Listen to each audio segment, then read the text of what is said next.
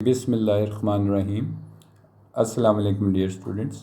हमने पिछली वीडियो के अंदर जो था क्वेश्चन नंबर हमने 4 जो था वो एक्सरसाइज 1.1 का किया था।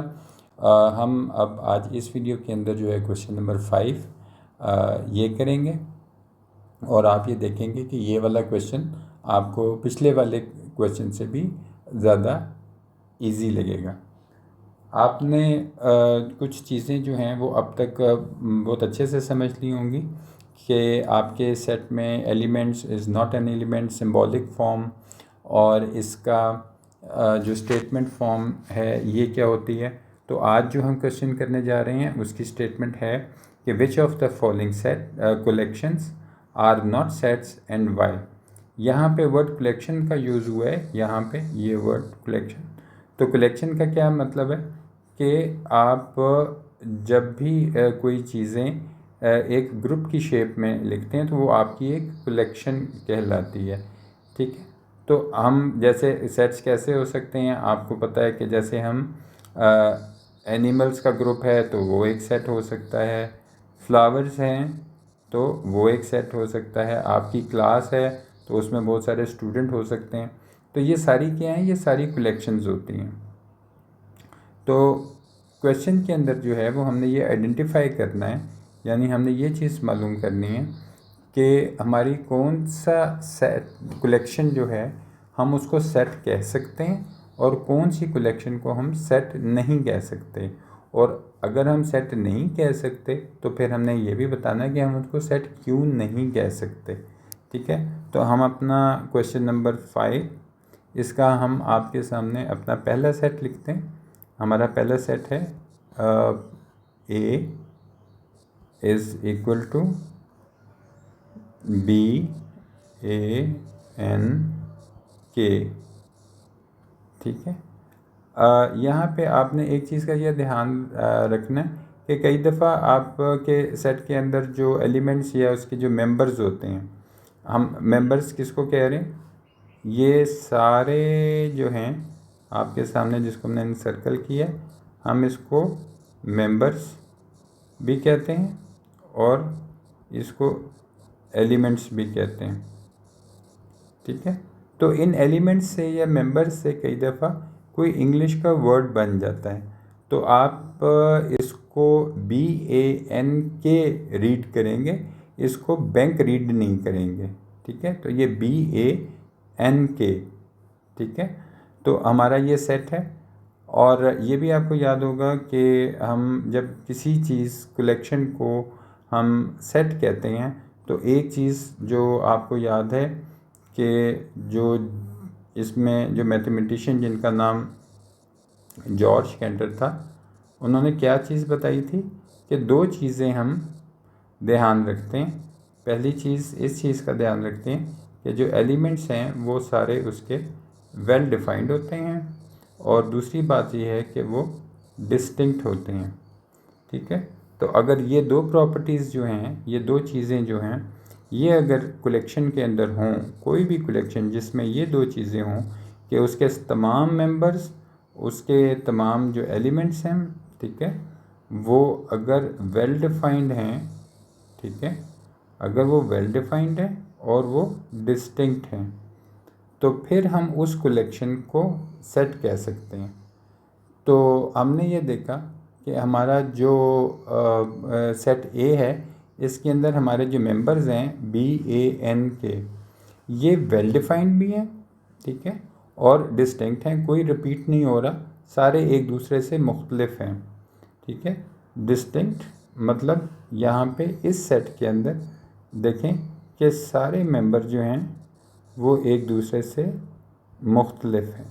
ठीक है, तो हमने यहाँ पे ये देखा कि चूँकि सेट A जो है उसके मेंबर्स वेल डिफाइंड और डिस्टिंक्ट हैं तो हम कह सकते हैं कि A इज़ अ सेट।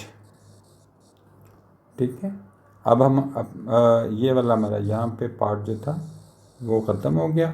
हम अगला पार्ट करते हैं which is B is equal to 2 4 6 8। ठीक है, ये क्वेश्चन आप पहले भी वीडियो में देख चुके हैं कि हम यही दो कंडीशंस हर दफ़ा चेक करते हैं कि क्या वेल डिफाइंड और डिस्टिंक्ट हैं। तो तमाम मेंबर्स जो हैं वो एक दूसरे से मुख्तलिफ हैं यानी डिस्टिंक्ट हैं और वेल डिफाइंड हैं। तो हम यहाँ पे इसका आंसर लिख सकते हैं कि इसका आंसर है बी इज़ सेट। तो ये जो कलेक्शन है, ये कलेक्शन बी जो था, ये कलेक्शन एक सेट है। इसके बाद इसका अगला पार्ट है हमारे पास, वो है C इज़ इक्वल टू 0 1 2 0। अब इसमें भी हमने अपनी वही कंडीशन चूँकि चेक कर रही थी कि नंबर 1 कि वो वेल डिफाइंड हो और नंबर 2 के तमाम मेंबर्स जो हैं, एलिमेंट्स जो हैं, वो डिस्टिंक्ट हों। ये दो चीज़ें हमने चेक करनी थी। और इन दो चीज़ों के अंदर जो है आप देखें कि पहले हम देखते हैं कि 0 1 2 0 ये सारे वेल डिफाइंड हैं, ठीक है, they all are well defined. तो ये वाली कंडीशन तो हमारी ठीक हो गई कि ये सारे जो एलिमेंट्स हैं ये वेल डिफाइंड हैं।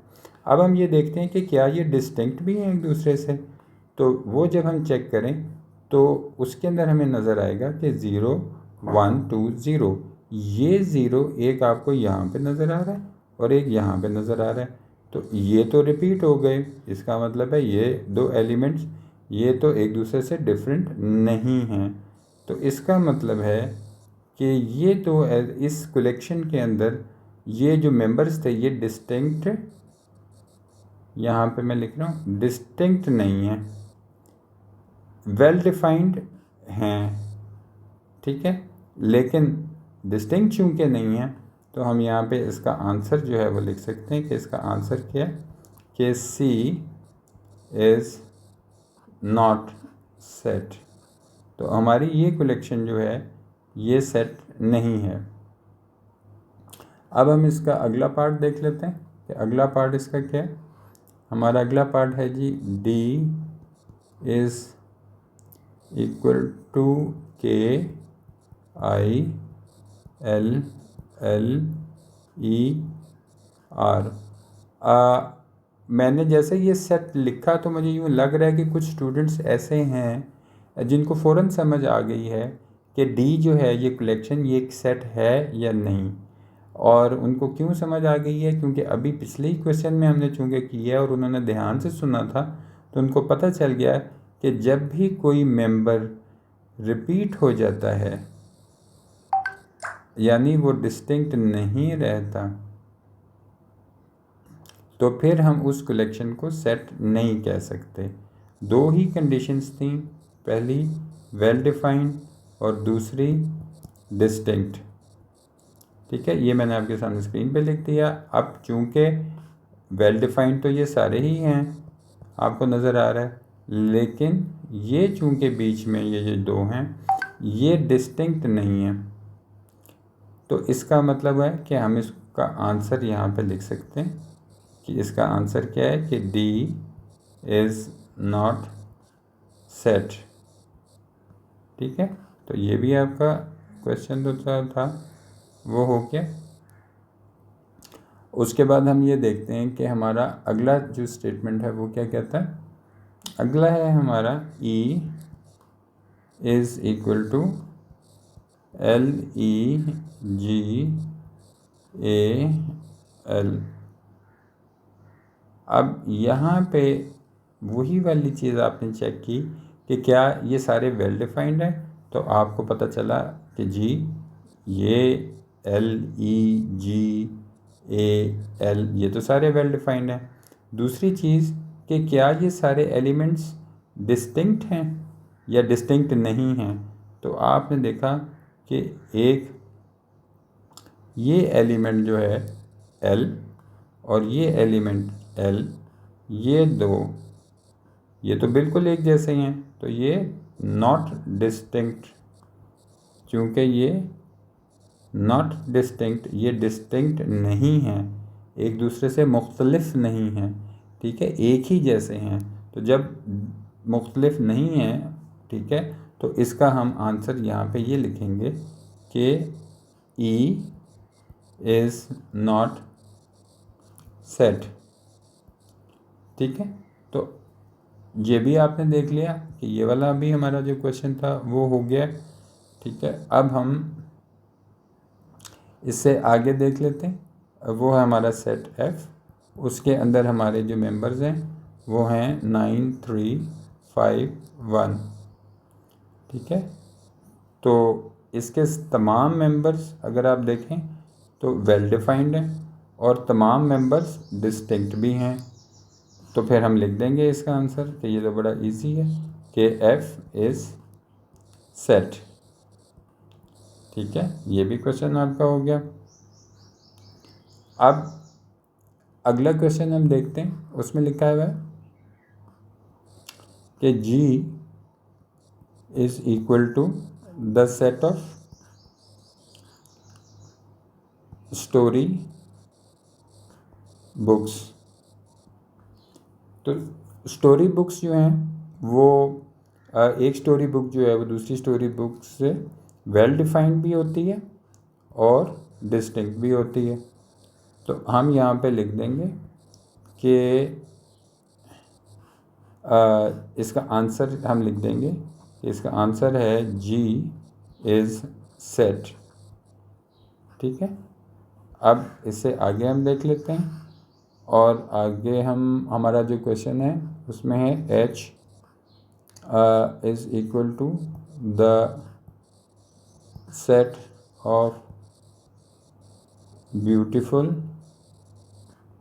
बर्ड्स।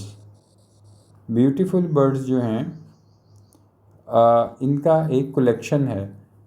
अब ये कलेक्शन जैसे चलें आपको बर्ड्स भी यहाँ हम दिखा देते हैं। कुछ बर्ड्स जो हैं वो हमने अपने पास रखी हुई हैं। वो बर्ड्स जो हैं वो कुछ ऐसी होती हैं। ठीक है, ये आपके सामने अभी स्क्रीन के ऊपर ये देखेंगे, ये बहुत सारी बर्ड्स आ गई। ठीक है, और हमने देखा कि ये जो बर्ड्स हैं, अब ये बर्ड्स दिखाने का जो आपको पर्पस था, जो मकसद था कि मैं आपको ये बर्ड्स दिखाऊं, वो ये था कि जब कोई ऐसी चीज़ आपके सामने आती है, ये बर्ड्स को हम यहाँ पे रख लेते हैं ताकि आपको ज़रा आराम से नज़र भी आ जाए। और आपकी जो स्क्रीन है उस पर ये देखें जी, ये कितनी कलरफुल और बड़ी ब्यूटीफुल सी बर्ड्स जो हैं ये आपके सामने हैं। अब यहाँ पे ये बर्ड्स आपको दिखाने का मकसद ये था कि हमारा क्वेश्चन है the set of beautiful birds. अब जब हम ब्यूटीफुल कहते हैं तो यही वाली बर्ड्स जो हैं जब आप देखें तो हो सकता है कि जैसे मैं अगर आप के सामने एग्जांपल ये लूँ कि ये एक पीकॉक है, ये भी एक बर्ड होता है, तो किसी को ये बड़ा पसंद होगा, इसका कलर ग्रीन और ब्लू जो कलर है वो इसको बड़ा पसंद होगा। लेकिन ये वाली बर्ड जो नीचे बनी हुई है, इसके एक वाइट बर्ड है ये बनी हुई है और उसके नीचे, तो हो सकता है कि किसी को ये वाइट वाली बर्ड बड़ी अच्छी लगती हो और किसी को ये रेड वाली बर्ड बड़ी अच्छी लगती हो। तो हम ये कह नहीं सकते कि ये बर्ड इस बर्ड से वेल डिफाइंड है कि सारे इसी को ही अच्छा समझें। कुछ इसको अच्छा समझेंगे, कुछ इसको अच्छा नहीं समझेंगे। किसी के लिए कोई बर्ड खूबसूरत है, किसी के लिए कोई बर्ड खूबसूरत है। तो इसका क्या मतलब हुआ कि क्या हम ये कह सकते हैं कि ये सारी बर्ड्स जो थी वो वेल डिफाइंड थी? ठीक है, तो वो तो नहीं कह सकते। हर किसी को कोई ना कोई बर्ड अच्छी लगती है। अगर ये वेल डिफाइंड होती तो सारे लोगों को एक ही बर्ड अच्छी लगती, लेकिन सारे लोगों को तो एक बर्ड अच्छी नहीं लग रही। इसका मतलब है कि जो ब्यूटीफुल चीज़ है, जो ब्यूटीफुल का क्या मतलब होता है मैं यहाँ लिख भी देता हूँ। ब्यूटीफुल का मतलब है खूबसूरत। तो किसी को कोई बर्ड खूबसूरत लगती है, किसी को कोई। तो यहाँ पे ये बर्ड दिखाने का मतलब है कि हम जो अपना कंडीशन है यहाँ पे ये वेल डिफाइंड वाली, ये हमारी पूरी नहीं होती। तो इसका मतलब है कि जब वेल डिफाइंड नहीं होगा तो फिर हम उसको सेट नहीं कह सकते। तो इसका आंसर हम यहाँ पे आपके सामने लिख देते हैं कि ये आंसर होगा कि H इज़ नॉट सेट। ठीक है, तो ये भी आपने देख लिया।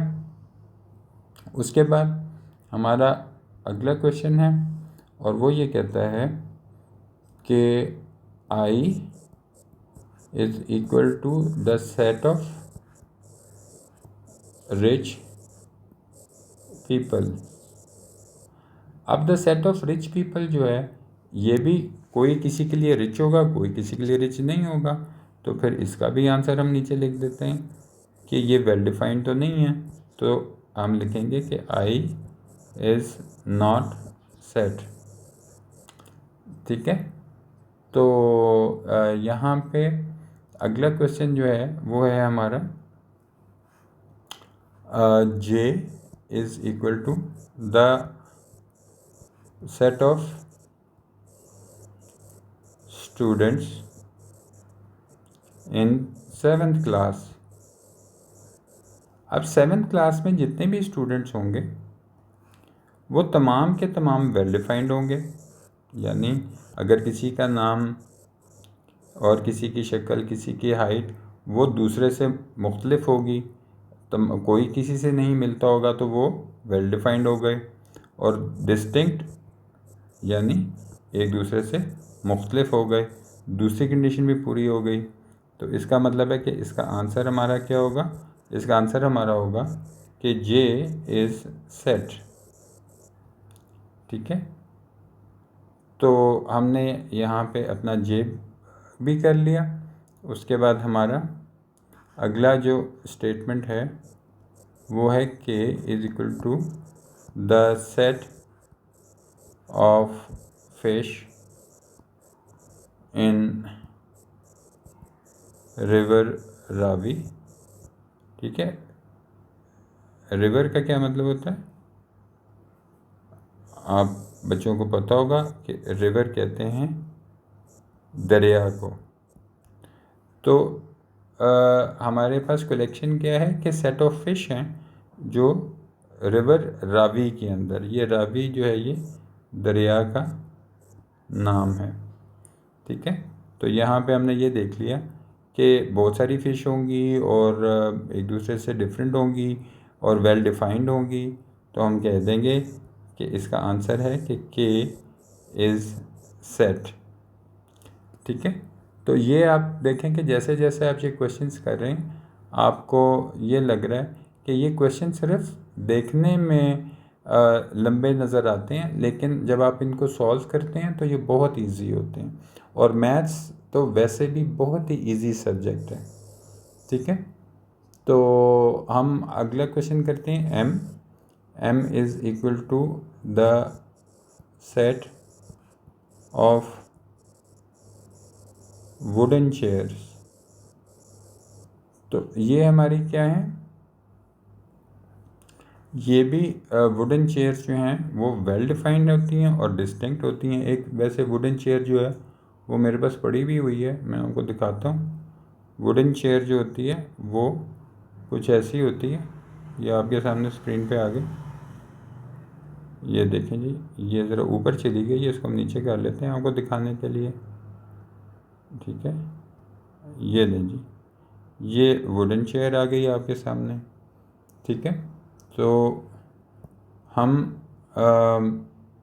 ये कौन है? ये वुडन चेयर है।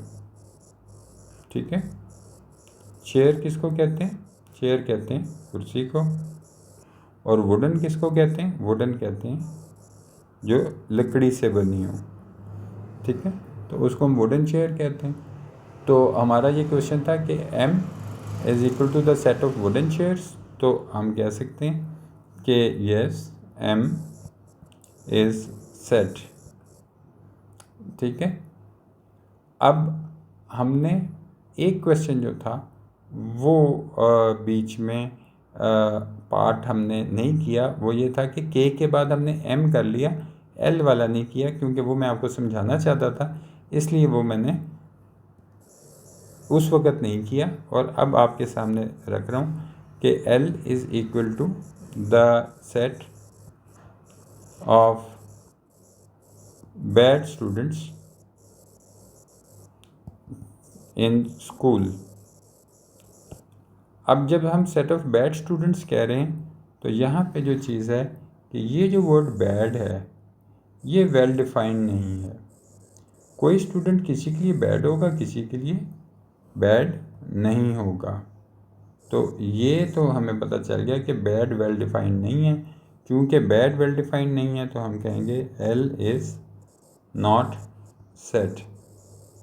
ठीक है, तो ये डियर स्टूडेंट्स आपने देखा कि आज हमने अपना क्वेश्चन नंबर 5 भी कंप्लीट कर लिया, और जैसे जैसे हम करते जा रहे हैं वैसे वैसे ये आपको इजी भी लगता जा रहा है। ठीक है, और अगली वीडियो जो होगी उसके अंदर हम जो अपना क्वेश्चन नंबर 6 है वो देखेंगे कि वो क्या है। ठीक है, तब तक के लिए आप इजाज़त दें। Thank you very much. अपना बहुत सा ख्याल रखिएगा। अल्लाह हाफिज़।